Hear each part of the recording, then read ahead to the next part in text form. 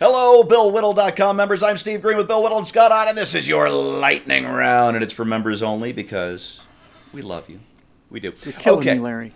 Right. Okay. You know what? You guys complain, but you love these because we get to cover a lot of topics in a short amount of time that we normally wouldn't be able to do. It's just the lightning pictures I have to buy online. They're just destroying the company. You're still using the same picture, aren't you?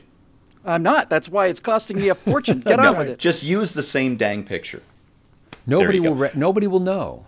It looks so natural, no one can tell. Oh, no. I'll go out and take some lightning pictures of you. We got a storm coming in this afternoon. It'll be great. I'll charge you only maybe 20% more what the other guy does. All right, Scott, we're going to start with you this week. A headline I plucked from Tuesday morning. President Trump and Defense Secretary Mattis are sending the U.S. Navy hospital ship UNNS Comfort to deploy to Colombia to care for Venezuelan refugees. Scott, I guess the question is, where would socialists be without us evil capitalists to bail them out? What kind of a hater is he? Oh, my goodness. It's funny because not only does socialism absolutely rely upon capitalism to be able to cover the cost of its blessings on people, but capitalism has to come in the aftermath and mop up. You know, I was reading a story the other day about Venezuela and their oil production. They're sitting on like just vast amounts. They're like biggest one of the top reserves in the world. Yeah, oil producers, or could be one of the top 3 oil producers in the world, biggest reserves in the world, and yet their oil production is down by more than half compared to just a few years ago.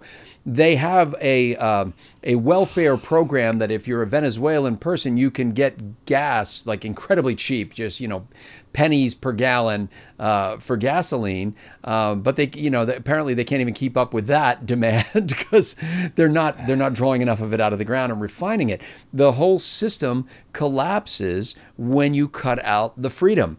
You know, when free markets go away, then there's single point of failure phenomenon that Bill Whittle's talked about before kicks in. And you wind up with one mistake can bring down the entire house of cards. Now, of course, they don't make just one mistake because they don't want to take any risk. Failures, yeah. That's right. They don't want to take a risk that the house of cards will not collapse. So they want to make sure to pile on the mistakes. And you know, it just shows the character of a country like the United States of America, where our reaction is, at the same time we disparage socialism and communism, and we call on Nicolas Maduro, the president of Venezuela, to you know, grant his people freedom and food. We at the same time then send in a ship with medical personnel and supplies to take care of the people who are fleeing like rats jumping a ship.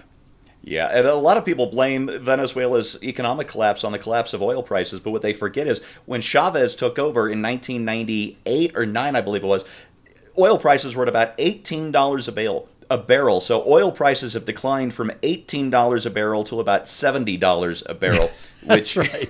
which is, you know, the chocolate ration in 1984. Somewhere. How do you hide the decline, man?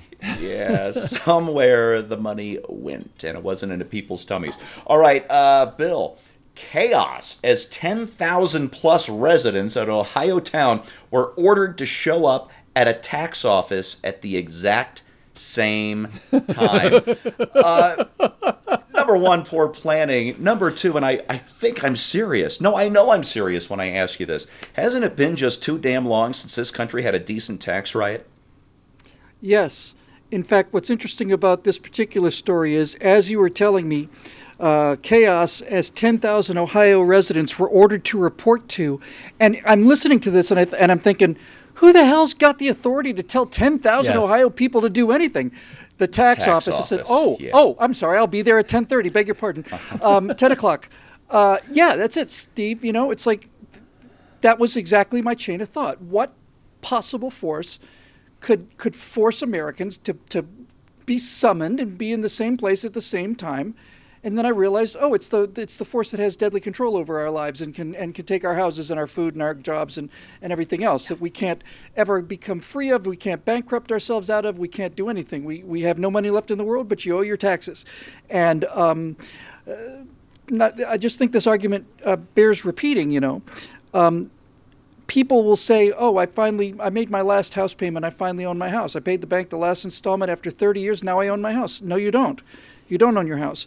You're renting your house from the government, because if you do not pay your property taxes, they will come and take away that house. It's never your house. You will never own that house. You own the right to live in it, and you don't have to pay anybody else for it, but you do not own the house, because if you did own the house, you could do what you pleased with it. But you can't. You have to rent it every year from the government, or else they'll take it away. The government owns your house. The government owns every house in America. It needs to be said, and it needs to be repeated. The government owns every single property in America is owned by the U.S. government. If the word ownership means anything whatsoever, then that's the case. A riot is an ugly thing, and I think it is time we had one. Little Young Frankenstein reference for you there. All right, Scott, New York Times columnist Michelle Goldberg says Trump would, and I quote, certainly like to murder people without due process. She's one of the younger up-and-coming faces at the New York Times editorial page. Is this the future of news in this country? What is exactly the due process that one must go through before murdering someone? Is there a It's the form M1099EZ. That's right. Please, I've come to murder someone. Where can I have the paperwork, please? This is the kind of thing that drives otherwise reasonable people into the loving arms of Donald Trump.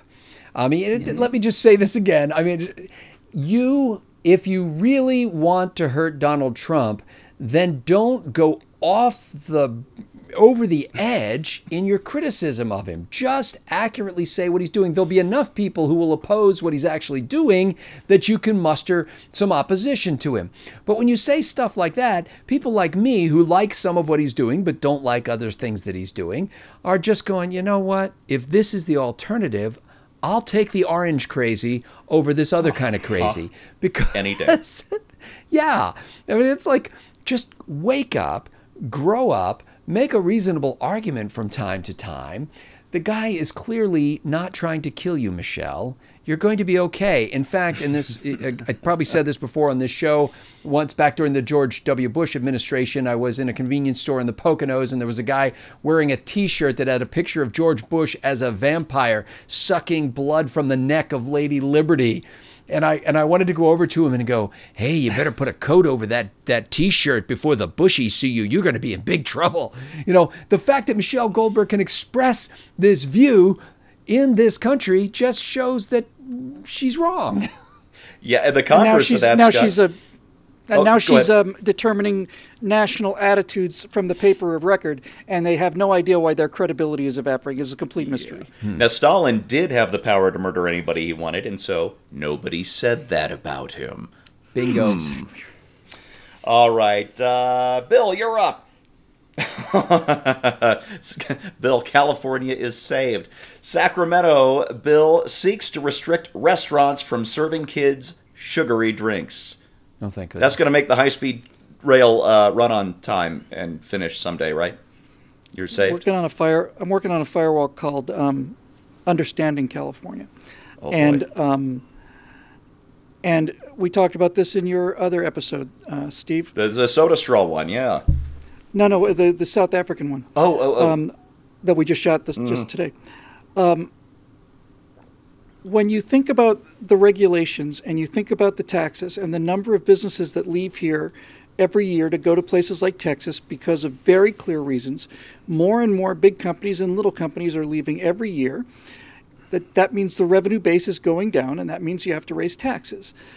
And people like us look at this situation for our entire lives and say, what's wrong with these people? Why don't we show them how idiotic this is?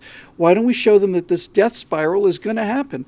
And folks, if you want to understand California, it's actually very simple. It's not that they don't know. It's just that they don't care. Once you get that straight, everything else makes perfect sense. A city councilman in LA is making something like $175,000 a year. In Texas, the average city councilman makes $1,300 a year. So the people who are writing the laws are writing laws that give them $150,000 a year to retire on starting at age 50 and lifetime free medical. Lifetime free medical. They're writing laws for themselves to provide these things. And they're fully aware that this burden is driving people out of the state, but they don't care. our number one product here in California used to be aerospace, agriculture, entertainment. Now it's poverty. We've got the highest poverty rate in the United States, and I live in California. I live in the poorest state in the nation. And by any reasonable definition of accounting, I live in the poorest state in the nation. And the problem with the people in Sacramento is not a problem. They know exactly what they're doing, but they're colorblind. They just can't see the color red. And so they basically talk about these incredible revenues that California has. But if you were to look at California's assets and liabilities the way you would look at an individual's or a family's or a business's, this is the poorest state in the union because Democrats.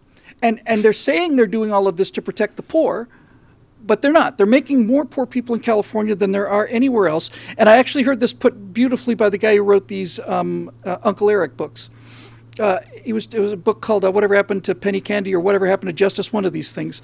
And he said basically, you've been told that the government imposes taxes in order to provide benefits. But once you understand that they provide some benefits in order to impose the taxes, then everything becomes crystal clear. It does indeed. By the way, Steve, Yeah, I happen to Scott. have a friend who is a Texas state legislator, and if I remember correctly, and I doubt this has changed much since then, the annual pay for a Texas state representative is about $7,000. Well, I think that's about right for any legislator. They should get their money along with a kick in the pants just to remind them of who the real boss is. And, you know, I'm not sure I remember the exact statistics right, but I know about 1 in 9 Americans lives in California, and then it's either 1 in 3 welfare cases or 1 in 3 welfare dollars is spent. Yeah. 1 in 3 welfare cases. Yeah, in California. What a shame. It used to be the greatest middle class state in the union, and that's in my lifetime, and I'm not quite 50 yet. They just pissed it away. Okay, happier subject. Scott. Al Sharpton messes up spelling of legendary Aretha Franklin song on the All air. I'm asking. Reading off a teleprompter, RESPICT. You know, I think we prove on a weekly basis that you don't have to be too bright to be on television, but doesn't he take it a little too far sometimes? You know, just before he made that spelling mistake, he was making a vague reference to the B word. And then he kind of played it as if he didn't want to say the B word on TV. As it turns out, he apparently didn't know how to spell it. So he just decided not to say that or anything. Yeah, it's really stunning. And, you know, we've been in front of a camera for thousands of hours now over the years, and mistakes will be made, but not by me. And, you know, stuff happens when you're in front of it. But when you're reading off a cue card, I'm wondering, did anybody get fired? Because the real Al Sharpton thing to do would be to fire the guy who wrote the cue card or the teleprompter script and say, well, it was because of him that I got this wrong.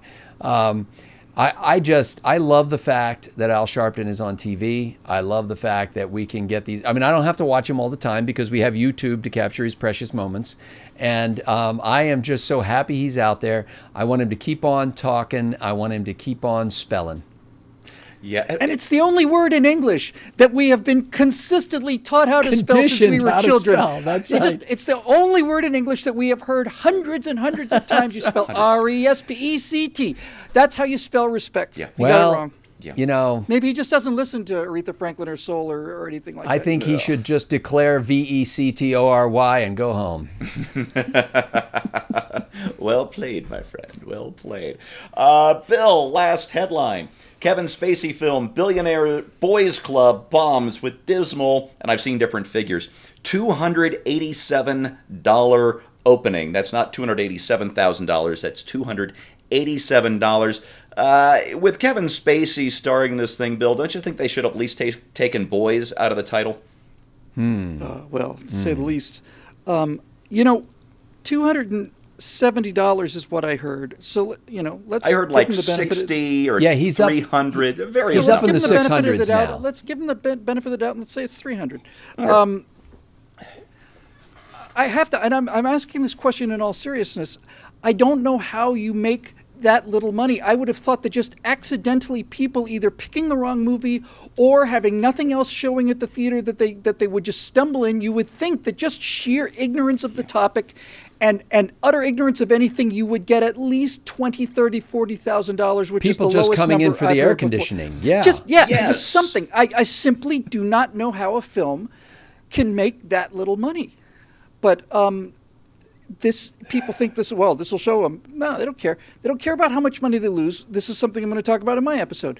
It's not something that they care about. They expect movies to lose money, and they expect that if they're going to make 10 movies, 8 of them are going to lose a lot of money. One of them's break even, but one of them's going to be the hit that covers the cost of everything else. So they're not upset about that. But I have to say that is quite an achievement, because it's like saying it's like a stopped clock is right twice a day, and this is like a case where the stopped clock has not been right once ever. I mean, I just don't know how it happens. That much money, $300 in a national release in the United States. How does the movie even get released? That's what I don't understand. Is you're sitting on a Kevin Spacey stinker. Why do you even send it to one screen? Easy. That's easy, because there's an enormous difference between a film that's had a U.S. theatrical release versus direct to DVD in terms of aftermarket, in terms of residuals like, and the rest. Yeah, it's just in terms of placing the film. If you say it had a theatrical U.S. run, that puts it in an entirely different category, 100% different. Well, I guess that's why they released it to maybe one screen then. But Bill's the right. historical box office phenomenon. Yeah, that's what you put on the almost direct-to-DVD cover. Oh, man, I've got a headline to finish this up for you today, folks. Healthline, it's a health-related website, says using the medical term vagina is not gender-inclusive language, and will now use the term front hole instead. The guide states it is imperative for safe sex guides to become more inclusive of the LGBTQIARESPICT and non-binary people. Well played. I don't know what to do with this story other than the fact that the left has now reduced us to a preschool level of language when talking about basic and vital body functions, and I don't know how to critique them any more than just those simple words. So I'll leave you with this. I keep having to remind you. I'm going to remind you again. These are Heinlein's crazy years. We just live in them.